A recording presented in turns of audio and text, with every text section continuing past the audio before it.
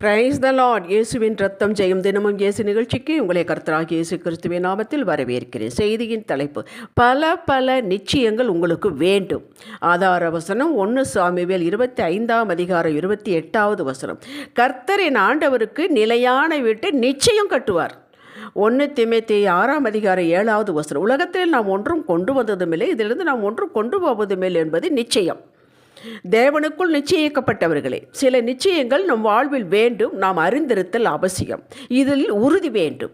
இந்த உறுதி வைராக்கியத்தோடும் நீட பொறுமையோடும் உங்களது விசுவாசத்தோடு இணைத்து கொள்ள வேண்டும். பூமியிலே சில காரியங்கள் நாம் செய்தாக வேண்டும். அது இதுவும் ஒன்று. தாவீதின் வெற்றிகளுக்கு காரணம், அவன் பல காரியங்களை இருதயத்தில் நிச்சயித்து வைத்து கொண்டான்.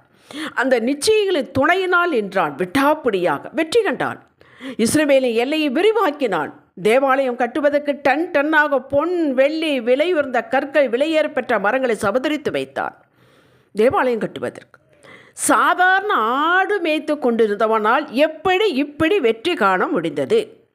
இவன் நிச்சயத்தை எடுத்து கொண்டவைகளிலிருந்து அவன் ஒரு நாளும் விலகி போகவில்லை, விட்டு கொடுக்கவில்லை. அந்த நிச்சயங்கள் பொக்கிஷம் போல காத்து கொண்டான். இத்தனை நிச்சயங்களை வைத்திருந்தும் இவைகளை இடித்து தரைமட்டம் ஆக்க வேண்டும் என்று வேதனைகள், சோதனைகள், இக்கட்டுகள், துன்பங்கள் வந்தன. அதன் மத்தியிலும் இவைகளை காத்து கொண்டான். அதுதான் ஒரு மனிதனுடைய திறமை. அவைகள் என்ன? அந்த நிச்சயங்கள் என்ன? தான் தீர்க்கதரிசியால் அபிஷேகம் பண்ணப்பட்டவன், வேறு பிரித்து எடுக்கப்பட்டவன், நிச்சயம் விசேஷித்தவன், தேவ பார்வையில் என்பதை உறுதியாயிருந்தான், நிச்சயத்திருந்தான். கர்த்தர் எதற்காக தன்னை பிரித்து எடுத்து அபிஷேகம் பண்ணினாரோ அது நடந்தே தீரும். கர்த்தர் என்னை கைவிட மாட்டார், நிச்சயத்திருந்திருந்தார்.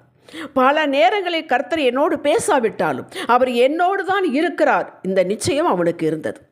யோபு சொல்கிறான் அல்லவா, இதோ நான் முன்னாக போனாலும் அவர் இல்லை, பின்னாக போனாலும் அவரை காணேன். இடதுபுறத்தில் அவர் கிரியை செய்தும் அவரை காணேன், வலதுபுறத்திலும் நான் அவரை காணாதபடிக்கு ஒளித்திருக்கிறார். ஆகிலும் நான் போகும்படி அவர் அறிவார். அவர் என்னை சோதித்தவே நான் பொன்னாக விளங்குவேன். யோபு 23 அதிகாரம் 8, 9, 10. இந்த நிச்சயம் எப்போது யோபுக்கு வந்தது? அவனிடம் ஒன்றும் இல்லைங்க, எல்லாம் முடிந்து விட்டு ரோட்டுக்கு வந்து விட்டான். கொட்டாங்குச்சியை வைத்து கொண்டு தன் சரீரத்தை சுரண்டி கொண்டிருக்கிறான். அப்போது பேசுகிறான் இப்படி. அப்போ எவ்வளவு அவனுக்கு உள்ளே ஒரு விசுவாசம் இருந்தால் இந்த நிச்சயத்தை பற்றி அவன் பேச முடியும். இப்படிப்பட்ட சமயத்தில் தான் இதை பேசுகிறான். இந்த நிச்சயம் அவனுக்குள் வேரூன்றி நிலைத்திருந்ததால் தான் அவன் மன நிச்சயத்தின்படியே இரட்டத்தனையான ஆசீர்வாதங்களை பெற்றான். ஒரு மனிதனுக்கு காசு, பணம், உற்றார், உறவு, நண்பர்கள், ஞானம், சம்பாத்தியம், திறமை எதுவும் இல்லாமல் இருக்கலாம். ஆனால் இந்த நிச்சயங்கள் மட்டும் ஒருவனுக்கு இருந்தால் போதும். அந்த ஒன்றுமில்லாத நபரை பலப்படுத்தி, ஸ்திரப்படுத்தி, உயர்த்தி, நிலைநிறுத்த வல்லவராயிருக்கிறார் கர்த்தர். உங்களை பற்றி தான் சொல்லுகிறேன்.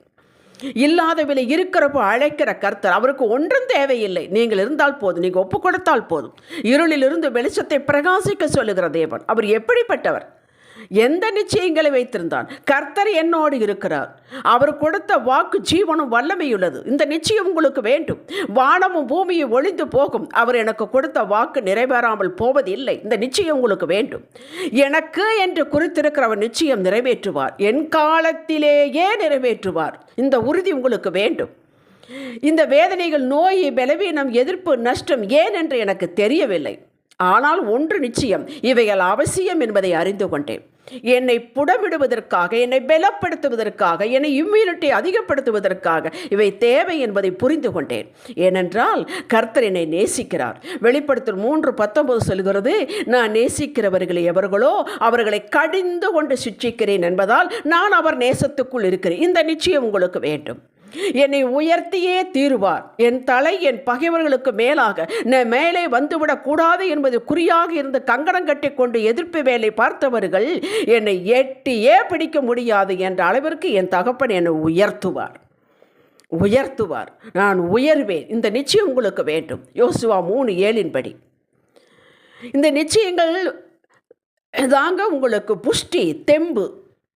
இந்த நிச்சயங்கள் நீங்கள் உடையவராயிருந்து இதையே அள்ளும் பகலும் தியானித்து அப்படியே ஆவேன் ஆகிய தீர்வேன் என்றிருந்தால் இதை தடுக்க எந்த சக்தி ஆள முடியாது.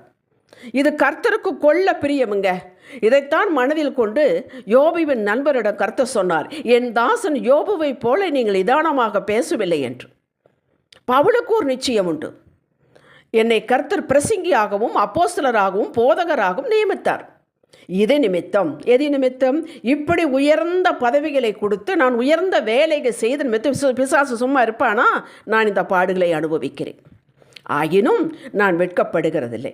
ஏனென்றால் நான் விசுவாசிக்கிறவர் இன்னார் என்று அறிவேன். நான் அவரிடத்தில் ஒப்பு கொடுத்து அவர் அந்நாள் வரைக்கும் காத்து கொள்ள வல்லவராயிருக்கிறார் என்று நிச்சயத்தும் இருக்கிறேன். ஹல்லேலூயா. 2 தீமோத்தேயு 1:12 வாசித்து பாருங்கள். இந்த நிச்சயம் நமக்கு வேண்டும். தினமும் உங்களையும் உங்கள் குடும்பம், சமாதானம், பொருளாதாரம், வேலை, பிசினஸ், பிள்ளைகள் எல்லாவற்றையும் அவர் வசம் இருக்கின்றன. அவற்றை எல்லாம் ஒரு இரத்த கோட்டைக்குள் ஒப்பு கொடுத்திருக்கிறேன் என்று ஒப்பு கொடுத்து ஜெபியுங்கள். இந்த நிச்சயித்து கொள்ளுங்கள். நீங்கள் நிச்சயத்தை அத்தனை மீது உங்கள் வாழ்வை கட்டுங்கள். இப்படி எங்கள் தைரியமாக நிச்சயித்து கொண்டவைகளை பொக்கிஷமாக வைத்திருப்பீர்கள் என்றால், விரல் நீட்டி குறிப்பிட்டு பேசும் நபராக, செல்வத்திலும் செல்வாக்கிலும் ஊழியத்திலும் உங்களை பார்த்து பின்பற்றும் நபராக உங்களை வைத்து கர்த்தர் அழகு பார்ப்பார். அவர் ஆயத்தமாயிருக்கிறார். நீங்கள் ஆயத்தமாக்கிக் கொள்ளுங்கள். இந்த நிச்சயங்கள் எல்லாம் உங்களுக்கு வேண்டும். ஜெபிக்கலாம். தகப்பனே இயேசுவே, உங்கள் நாமம், உங்கள் வார்த்தை, உங்கள் ரத்தம், இதன் அடிப்படையில் தான் பல நிச்சயங்களை நான் உருவாக்கி உறுதியாக்கி கொண்டிருக்கிறேன். உயர்வும் மேன்மையும் பாதுகாப்பும் உம்மிடத்திலிருந்து தான் வரும். அறிக்கை செய்கிறேன் இயேசுவின் நாமத்தில் பிதாவே. இன்றைய சிந்தனைக்கு என் விசுவாச கப்பலை நான் நிச்சயத்தை கொண்டவைகள் மீது கட்டி வருகிறேன், அழகுபடுத்தி வருகிறேன். அதை ஒருவரும் தொட முடியாது, அதை உடைக்க முடியாது. ஆமேன். ஹல்லேலூயா.